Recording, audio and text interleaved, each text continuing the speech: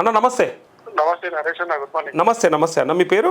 నా పేరు మణికంఠ. మణికంఠ అన్న, నమస్తే. నేను హైదరాబాద్ ఓల్డ్ సిటీ నుంచి మాట్లాడుతున్నాను. ఓల్డ్ సిటీ నుంచి అన్న, చెప్పండి అన్న. అలా ఇప్పుడు నేను ఫోన్ చేసిన కారణం చాలా మాట్లాడాలి, కాకపోతే మీరు ప్రస్తుతం మాట్లాడారు కదా 10 మంది జంపింగ్ ఎమ్మెల్యే. అవునన్నా. దాంట్లో ఇప్పుడు కళ్యాణ్ శ్రీహరి టీఆర్ఎస్ అయితే మరి నిన్న కొండా సురేఖతో వాళ్ళకు కొట్లాట దీనికి కారణం ఏంటి అసలు? ఇప్పుడు ఈయన బీఆర్ఎస్ ఆడుతున్నాము, స్పీకర్ కూడా టీఆర్ఎస్ అని అన్నాడు కదా. అవును. మరి బీఆర్ఎస్ అన్నప్పుడు కొండా సురేఖకు ఈయనకు ఇప్పుడు మధ్యలో గొడవ రావడానికి కారణం ఏంటి? బీఆర్ఎస్ లో కాంగ్రెస్ వాళ్ళతో కొట్లాడండి. అలా కాకుండా ఇప్పుడు కాంగ్రెస్ వాళ్ళ కూర్చొని మాట్లాడుతున్నప్పుడు ఈయన ఏ పార్టీలో ఉన్నట్టు? అది అందరం కూడా చూసినాం కదన్నా, కండవ కట్టుకొని మరీ మాట్లాడుతున్నాడు, కండవ కప్పుకొని ఉన్నాడు. అయితే ముచ్చట ఏంటంటే వాళ్ళిద్దరి మధ్య వచ్చిన గ్యాప్ ఏంటంటే, మేము నిన్న మొత్తం డీటెయిల్గా తెలుసుకుంటే ఈయన అంటే ఎమ్మెల్యేగా ఆయన నియోజకవర్గంలో ఉన్నటువంటి ఏవైనా అంటే దేవాలయాలకు సంబంధించినటువంటి సమీక్ష అంటే వాళ్ళు నా దగ్గరకు వస్తే సమీక్ష, బట్ నేను వాళ్ళ నా దగ్గర రమ్మనలేదు, నేనే వెళ్ళి రిప్రజెంటేషన్ లెక్క మాట్లాడినా. అవగాహన లోపం కొండా సురేఖ అని చెప్పన్నాడు. దానికి కారణం ఏంది చెప్పాలన్నా? కారణం ఏంటంటే అదే పార్టీలో ఉన్నాడు కాబట్టి, అంటే కాంగ్రెస్లో ఉన్నాడు కాబట్టి కొండా సురేఖ వల్ల ఆయనకు మంత్రి పదవికి అడ్డం ఉన్నది. ఒకవేళ ఆ జిల్లా నుంచి, ఉమ్మడి వరంగల్ జిల్లా నుంచి కొండా సురేఖను కనుక తప్పిస్తే ఇమీడియట్గా కడియం శ్రీహరికి వస్తుంది అవకాశం. అది అప్పుడు మళ్ళా కోర్టుకు పోతారు. చూసిరా, మీరు ఎట్లా బీఆర్ఎస్లోనే ఉన్నాడని చెప్పినాక మీరు ఎట్లా మంత్రి పదవి ఇచ్చారని మళ్ళీ అప్పుడు జరుగుతుంది. కాకపోతే ఆయనకు అదొక ప్రాబ్లం ఉన్నది. ఇంత సీనియర్ ఎమ్మెల్యేను కేసీఆర్ లాంటి నన్ను పక్కన పెట్టుకుంటూ డిప్యూటీ సీఎం చేసిండు, కాబట్టి నాకు ఇంత మంచి అవకాశం రేవంత్ రెడ్డి ఇస్తాడు, నాకంటే జూనియరు.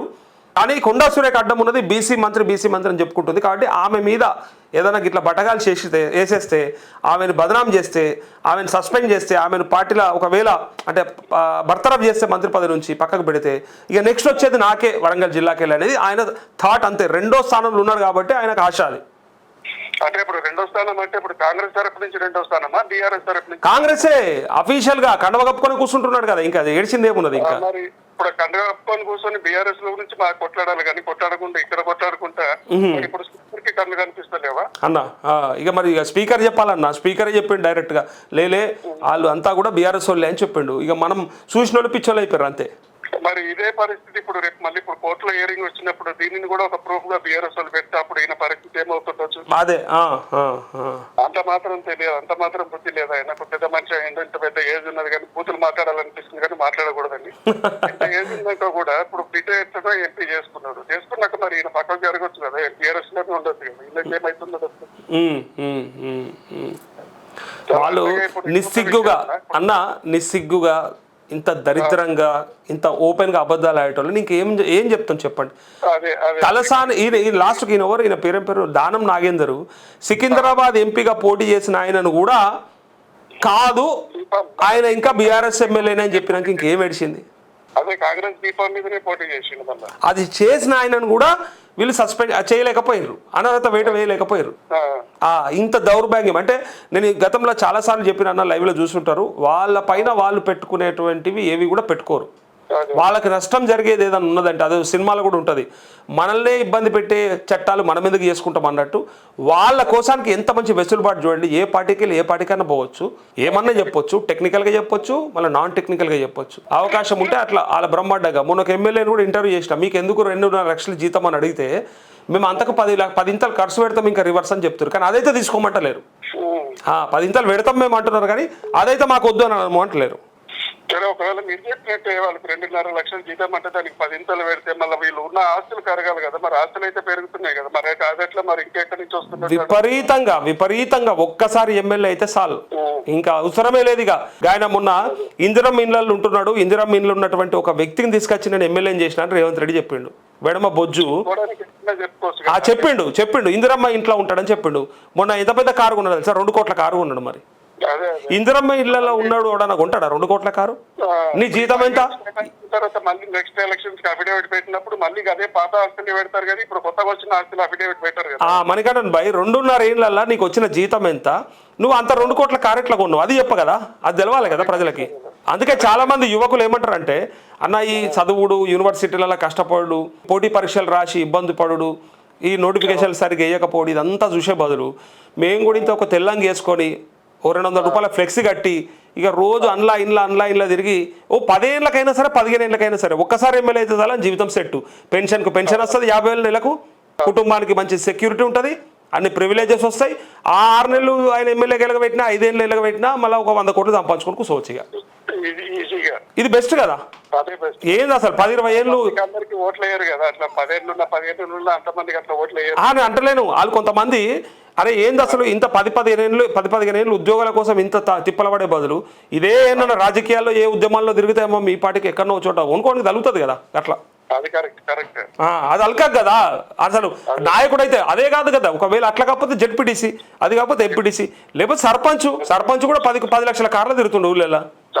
మరి అది బెస్ట్ కదన్నా. ఇప్పుడు కష్టపడి చదివే వాళ్ళు రాజకీయాల్లో సర్పంచ్ నుంచి నువ్వు ఏడికన్నా పోవచ్చు కదా. వార్డు మెంబర్ కూడా మంచిగా ఆడ ఈడ పర్మిషన్ల కాడ సంపాదించుకుంటారు ఊళ్ళల్లో. మరి అట్లాంటప్పుడు రాజకీయాలు చేసుకుంది బెస్ట్ అంటారు. ఎమ్మెల్యే అంటే ఎమ్మెల్యే అందరు కాలేరు కానీ కిందికెళ్ళి అయితే పోవచ్చు కదా. Ward member, sarpanch, MPTC, ZPTC, municipal chairman అట్లా.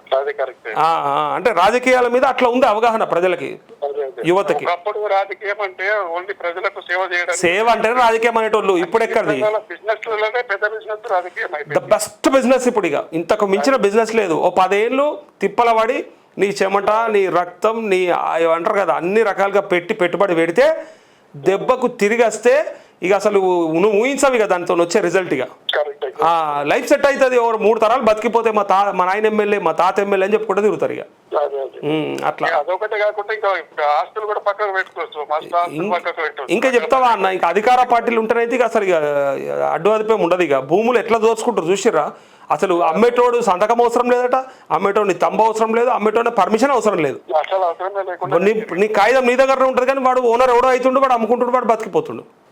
అదే 22,000 పబ్లిక్ వాళ్ళది ఇప్పుడు గలత్ అయిందని చెప్పి అది కూడా ఎంత ఓన్లీ 10% చూసారు. ఆ 10% కి ఎంత వెళ్ళిందంటే మొత్తం తీస్తే 90% తీస్తే ఎంత వెళ్తుంది? అది మన ఊహ కూడా అందుతుంది అది. మీరు ఏం చేస్తారన్నా? నేను మార్కెటింగ్ చేస్తారా? అబ్బా థ్యాంక్ యూ అన్న, థ్యాంక్ యూ. అంటే ప్రైవేట్ ఎంప్లాయీస్ ఇంతవరకు ఎవరు చేయలేదు నాకు కాల్. అయితే రైతులు చేసిర్రు, లేకపోతే గవర్నమెంట్ ఎంప్లాయీలు, రిటైర్డ్ ఎంప్లాయీలు చేసిర్రు. మీరు ఎట్లుందన్న మీ జాబ్ అంతా ఓకే ఉందా? ఓకే. మీరు నా వార్తలు చూస్తారా మీరు?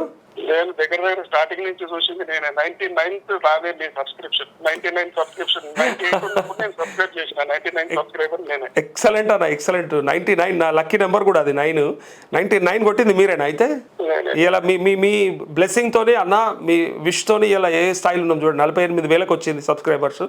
నాకు అదానికంటే ముఖ్యం అన్న, నా లైవ్ న్యూస్ ఇవాళ నేను ఒక్కసారి ఒట్టిగా అనలిటిక్స్ చూస్తే 10 లక్షల మంది చూసిర్రు ఇప్పటిదాకా. 10 లక్షల వ్యూస్ నాయి లైవ్ న్యూస్ ఇప్పటిదాకా నేను చేసిన ఈ 11 నెలల్లో మొత్తం కలిసి 5.5 కోట్లు వ్యూస్. 5.5 కోట్ల వ్యూస్ అన్న. చాలా ఛానల్స్ నేను వేరేటివి కంపేర్ చేసి చూసిన. ఇంత సబ్స్క్రైబర్స్ ఉండి ఇట్లా ఉన్నటువంటి ఛానల్కి ఎంత వ్యూస్ వచ్చినాయని చూస్తే 1.5 కోటి 2 కోట్లు దాటలేదు. నాకు డబల్ ట్రిబుల్ ఇచ్చిరన్న మీరు. వండర్ఫుల్ అసలు. అంటే మీరు నన్ను సరే ఆదరించారు. ఎట్లా అది మీ ఆశక, లేకపోతే మీరేమైనా ఎక్స్పెక్ట్ చేసా, మీకేమైనా వస్తుందని చూసిరా నాకు తెలియదు. మీరు మాట్లాడే మాట ఎవరికి ఏ పార్టీకి సంబంధం లేకుండా ప్రజల యొక్క దృష్టితో మీరు మాట్లాడుతున్నారు కాబట్టి థ్యాంక్ యూ సో మచ్. అది నచ్చి ఏ ప్రజలు ఇప్పుడు వరకు ఏ పార్టీ అయినా కానీ వాళ్ళ సొంతంగా నాకు ఇదైంది నాకు అదైంది అని కొట్లాడుతున్నారు కానీ మీరైతే మాత్రం ప్రజల కోసం కొట్లాడుతున్నందువల్ల థ్యాంక్ యూ సో మచ్ అన్న. నిజంగా నాకు అంటే నేను అది చూసిన తర్వాత పెట్టుకున్నా. వేరేటోళ్ళంతా వాళ్ళ కండువాలు కప్పుకొని చెప్పుడే, ఇక కండువ ఒకటి తక్కువ అంతే. ఇక మిగతా అంతా ఇప్పుడు కేసీఆర్కి సంబంధించిన పార్టీ వాళ్ళు పెడితే ఇక అసలు కేసీఆర్ మించినోడే లేడంటారు. ఇక కేసీఆర్ మొగోడు అంటారు. మరి రేవంత్ రెడ్డికి సంబంధించిన రేవంత్ రెడ్డి, బీజేపీలను చూస్తేనైతే ఇక దేశం కోసం ధర్మం కోసం అంటారు. మరి ఇట్లా ఒక్కొక్కరు ఒక్కొక్క పార్టీని ఎత్తుకుంటే అసలు ప్రజలను ఎత్తుకోవాలి, ప్రజల కోసం ఓట్లు పడాలి. పార్టీల కోసం మీ జర్నలిజాలు పోయి జర్నలిజం చేసుకుంటారు అని చెప్పేసి కోపంతో పెట్టినా అంతే. అందుకే ఆదరిస్తున్నారు నన్ను. నేను ఏ పార్టీ సంబంధం లేదు, మాకు మీరు ముఖ్యం, మీ సమస్యలు ముఖ్యం, వాటి పరిష్కారం ఎట్లా కావాలో అట్లా చేయాలి అంతే. థ్యాంక్ యూ అన్న, థ్యాంక్ యూ. ఫస్ట్ చూసింది ఏంటంటే V6 లోని ఒక ఇంటర్వ్యూలో చూసిన మీరు అడిగిన ప్రశ్నలో అప్పటి నుంచి నాకు కొంచెం బాగా లోతుగా సెట్ అయ్యింది. అప్పటి నుంచి నేను మీది ఏ ఒక్క మంత్రితో మీరు మీటింగ్ పెట్టినా కానీ, ఒక లైవ్ పాడ్కాస్ట్ పెట్టినా, లేకపోతే ఒక ఇంటర్వ్యూ పెట్టినా కానీ ప్రతి ఇంటర్వ్యూ నేను స్టార్టింగ్ నుంచి చూస్తుండేది. థ్యాంక్ యూ సో మచ్ అన్న. థ్యాంక్ యూ అన్న. ఓకే మణికందన్ బాయ్. Thank you. రైట్ అన్న.